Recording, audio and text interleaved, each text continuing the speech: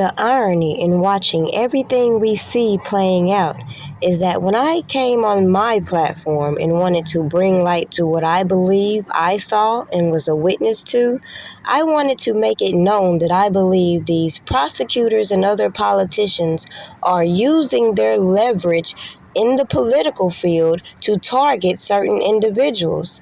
In the process, a lot of people are abusing some of these laws.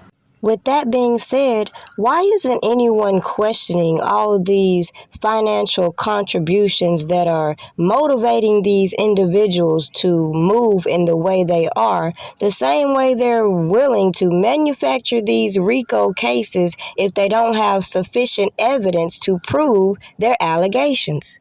Now, maybe it's just me, but I just feel like a lot of these prosecutors have been doing a lot of clout chasing, trying to capitalize off of acting like they're trying to crack down on crime, never mind the obvious corruption we see playing out in all these cases.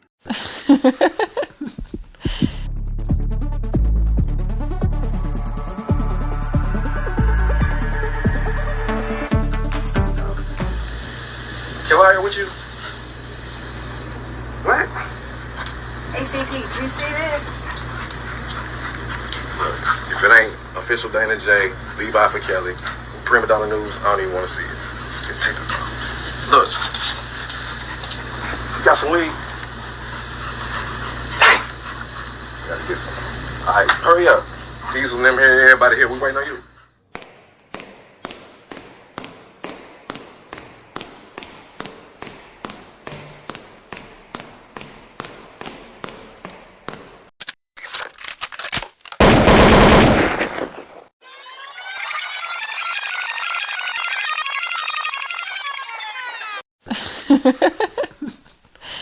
Now, the average surface-level thinkers will bypass the information that I provide to my audience and the examples that I make. So why not use these celebrities the same way these prosecutors want to use them to help them solidify their bullshit-ass careers? Same way these corporations make so much money giving these artists these platforms to glorify certain behaviors only to find themselves in these private facilities these corporations invest in. But now we're seeing firsthand these celebrities are getting the same treatment every other person in the black community has gotten over the course of so many years. And let me use Foolio's arrest as an example. The News4JAX I-team has obtained body camera video of a controversial traffic stop that led to the arrest of a Jacksonville rapper. Get your hands out. What's wrong with you? Come back here. Come by the sound of my voice. Get back here. Get back here, man. Because. Charles Jones, who is known as Julio Foolio, was pulled over back in April for a window tint violation and charged with fleeing and eluding police. News4JAX I-team investigator Corley Peel has been looking through the video and shows us why Foolio's attorney contends the stop was unlawful. This body camera video shows the prosecutor here after that traffic stop, and Foolio's attorney believes it's not a coincidence that she's here. But the state attorney's office says it's normal for prosecutors to show up to crime scenes. Hands out! Hands out! Body camera video shows a traffic stop in April involving Charles Jones, aka rapper Julio Foolio. Investigators say Foolio is a documented gang member known for his rap videos with details about Jacksonville murders. Stop, please! Stop moving! The body camera video starts with undercover gang unit detectives surrounding his car. Get your hands up! Foolio is pulled over for a window tint violation and fleeing and eluding police, a felony. I spoke with retired JSO detective James Brown. Sometimes it's not normal for unmarked units to stop a vehicle for normal traffic violations, such as window tinting, seat belts. That's usually left to patrol units. Foolio's arrest report shows he continued driving 3 blocks at 20 miles per hour before stopping near Division and West 18th Street. In the video, he gets out roughly 30 seconds after detectives surround his car. 2 other people are inside the Dodge Durango. The report shows detectives saw someone rummaging inside the car. Put your hands out. What's wrong with you? Julio walks backwards with his hands up. Come back here. Come by the sound of my voice. Get back here. Get back here, man. Because. Stop. Stop resisting. Stop resisting. What are you doing? Stop. Stop. Shut up, man. A prosecutor shows up to the scene. She looks inside the car, but does not appear to be touching anything. Is it unusual for a prosecutor to show up to a traffic stop for a window tint violation and fleeing and eluding police? No, actually, they have prosecutors that will show up at the scene on what I would call a classified, maybe it's a high-profile case. The prosecutor walks over to a detective. We have circumstances right now where his actions and statements. Cameras are still on. Yes, my camera's still on. So. Well, it's absolutely. Okay. Yeah. Okay, so it's evidence? Yeah. It's okay, evidence. Good deal. That's all I need to know. Okay, good deal. And as well as the phone. Foolio's attorney filed motion saying the prosecutor is a witness in this case who actively participated in the search, seizure, investigation, interrogation, and arrest. The state attorney's office argues she cannot be a witness because she was not there when the traffic stop itself happened. While Foolio was in the back of the patrol car, a detective asked him about his best friend's murder. What's going on? All right, so I ain't want to bring it up. I know you're going to be upset. How long is it going to take? Not that long. Depends on you. They just going to ask what you know about what happened to him, bro. That's all it is. After questioning, Foolio learns he is staying in custody. I was just down here for the question, right? Nah, you're going to jail. Foolio is currently on house arrest, and his attorney says that nothing illegal was found inside his car during that traffic stop, and he doesn't have any prior convictions. Corley Peel, Channel 4, the local station. Corley, thank you. The state attorney's office gave us this statement this afternoon. For certain crimes, such as homicides or arrests involving individuals associated with violent crime in our community, it is routine practice for prosecutors to respond to crime scenes and assist law enforcement investigations. This assistance may include interviewing witnesses, collection of evidence, and processing crime scenes.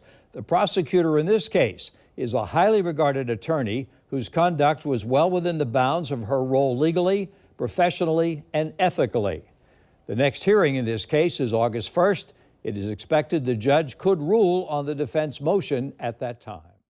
Now, those of us in urban communities, we know exactly what happened and how a lot of these people can identify certain individuals and target them. So just imagine when these celebrities get on these platforms and glorify certain behaviors, how they become the instant target for these people to get their political leverage in getting a conviction using them.